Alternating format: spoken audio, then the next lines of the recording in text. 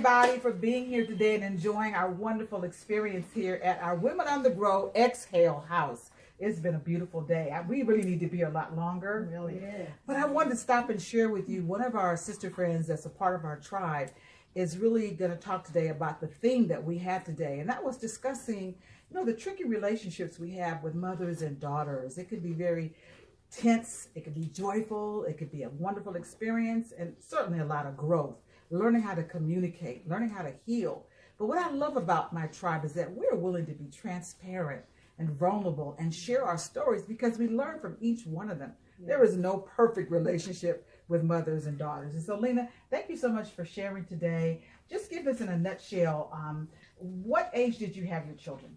My son I had at 15 and my daughter at 16. They're 11 months apart. So you were a teen mother like some of the mothers here today. Yes. And so tell us, how were you accepted or rejected by family and friends?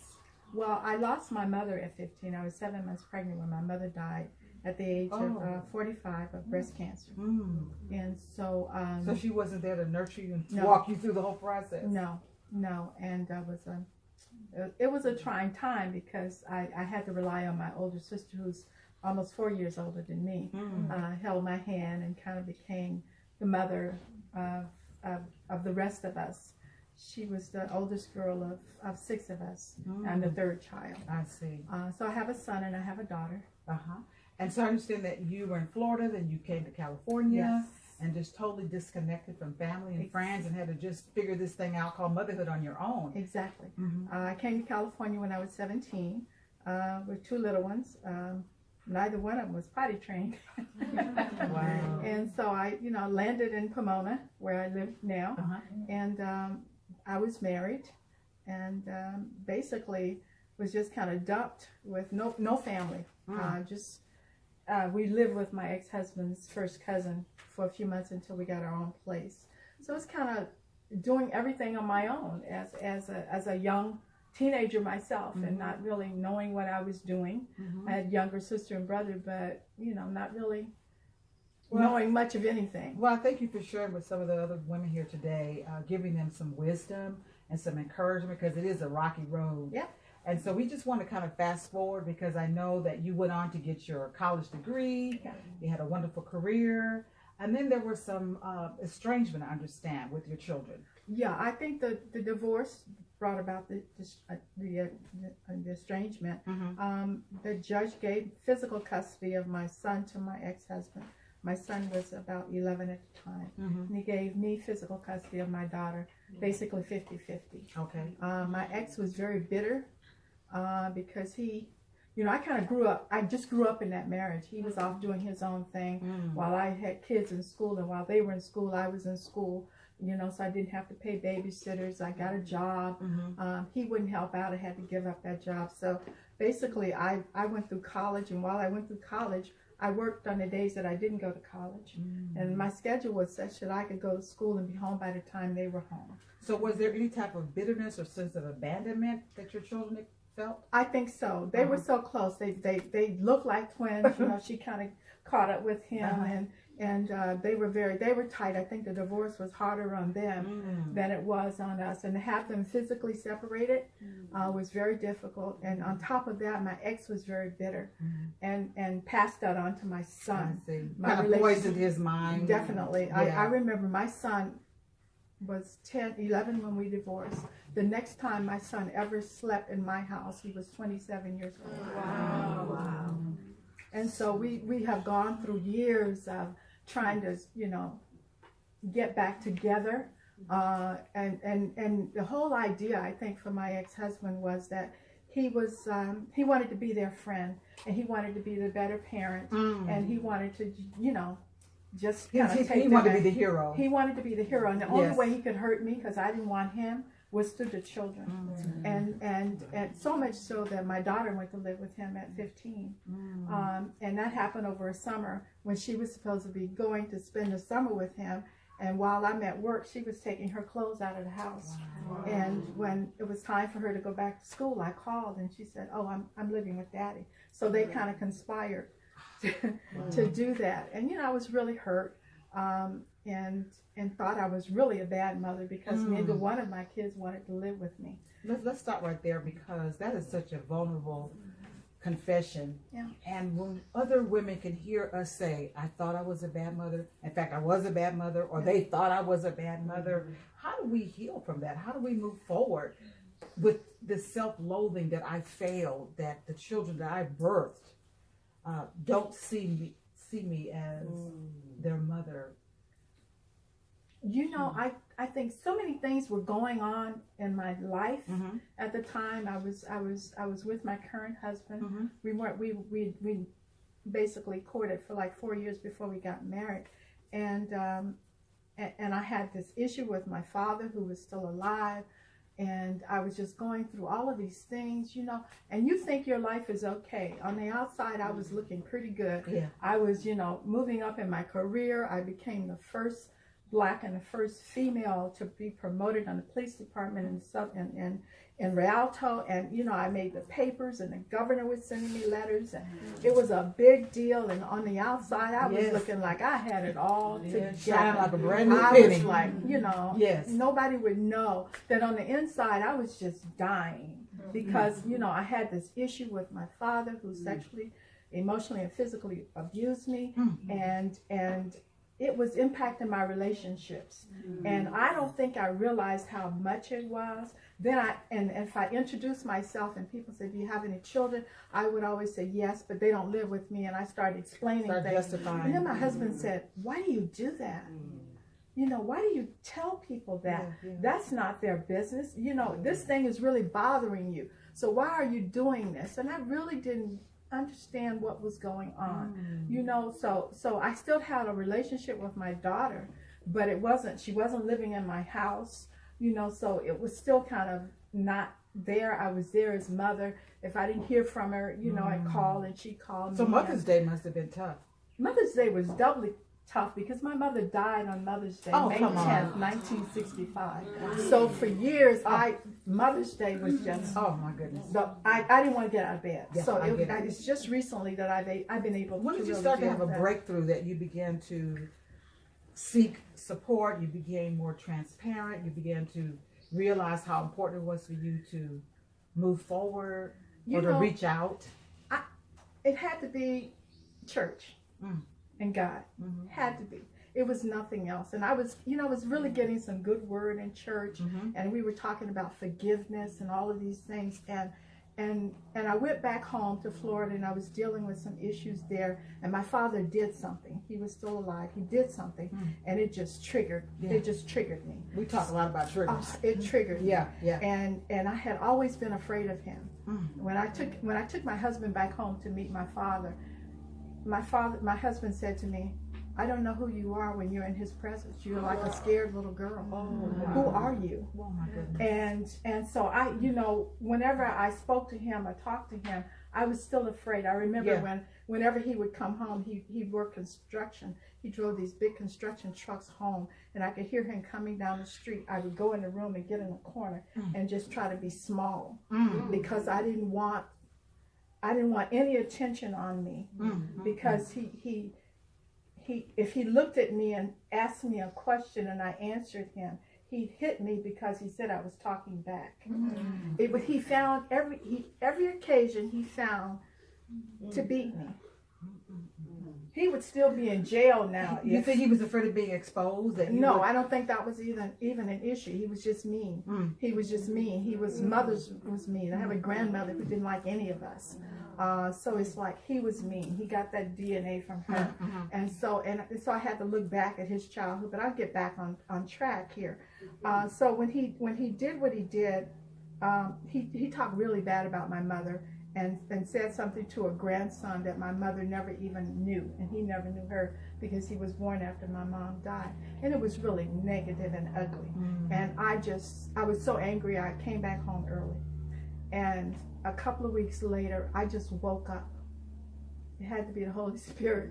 I woke up like 3 o'clock in the morning, and I went and I just started writing. And I wrote my feelings down, and the letter was to him.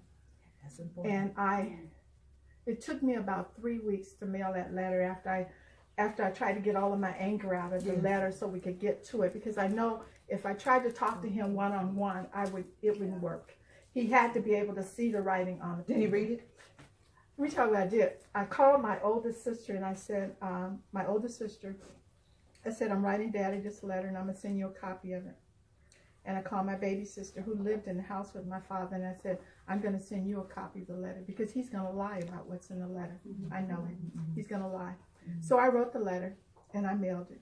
My baby sister called and said he got the letter and he opened it and he lied about what was in the letter. So let's get back to because we could just talk all day about that. That's a whole dynamic that needs to be healed. But when it comes to your daughter, was there a point where you guys began to heal? You began to communicate after many years of... I think after the letter, it kind of gave me, and then... Gave you strength and courage? It gave me strength and courage. Yes. And my sisters came to my aid when I was able to... Did he violate your sisters?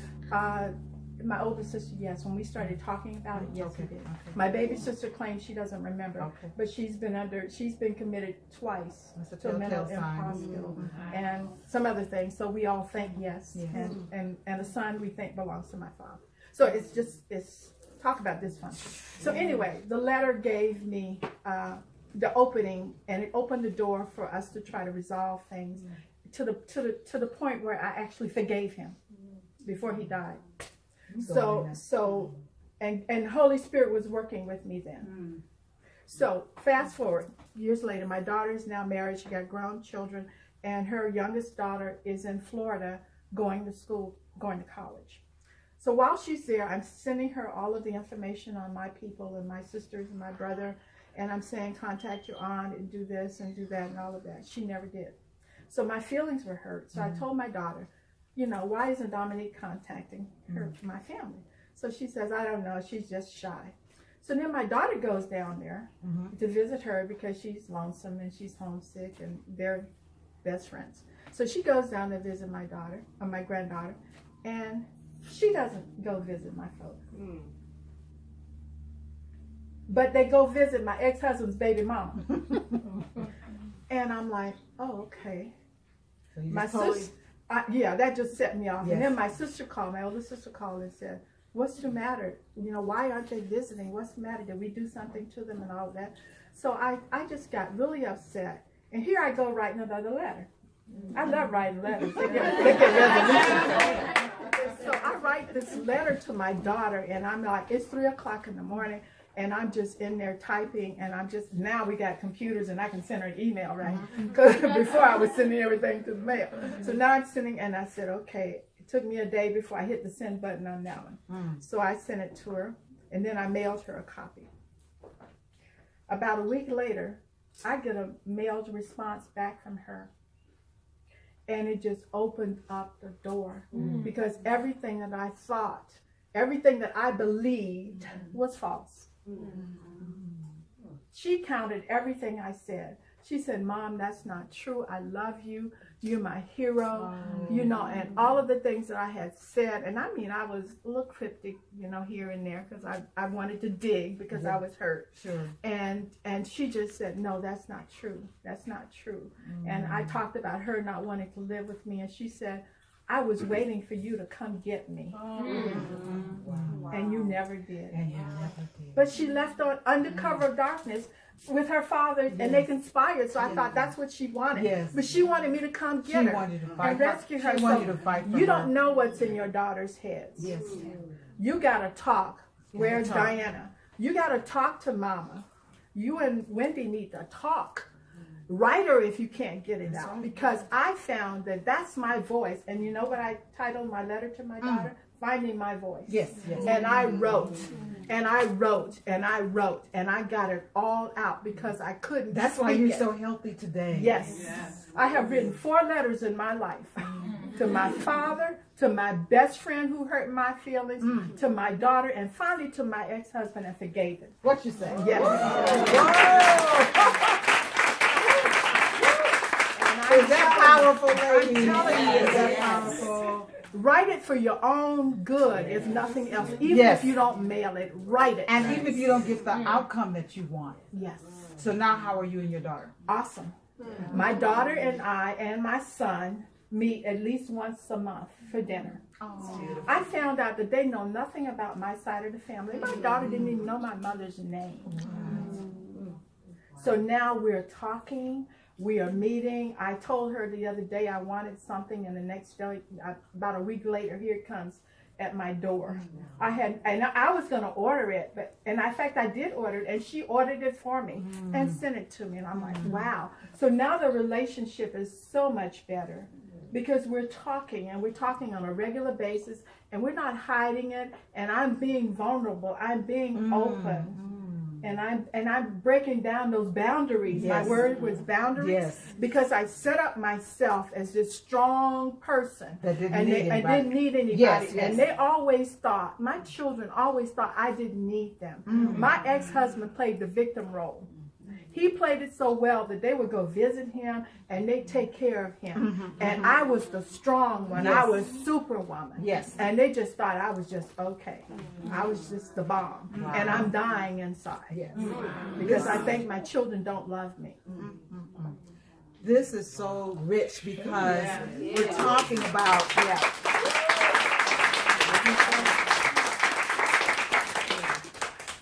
in a nutshell, what we're hearing is that you can reclaim the time. Yes. You can forgive. Yes. You can recover. Yes. You can find your peace and your joy. You can find your voice. And what I love about it is that not everyone gets a chance to have a healed relationship. Some of our mothers have passed on, and we never get to have that conversation. So I wanted my audience to be able to see an example of what it is to go through periods, months, years of being disconnected from those that you love, and to see that it is possible to heal.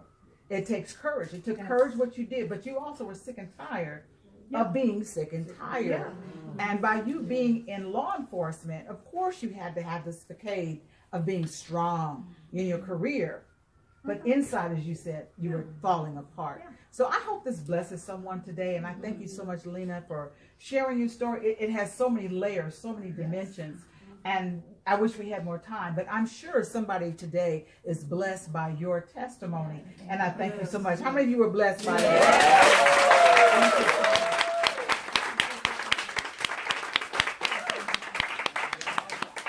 Ladies, we all have a book. Yeah. Everybody can write their chapter, and we can publish it and make a movie. We talked about that in the time. I want to thank Lena Robinson for being on my Women on the Grow team, and especially today for sharing your very raw, painful, and tragic testimony. But yet you are an overcomer, and yet there was reconciliation with your children.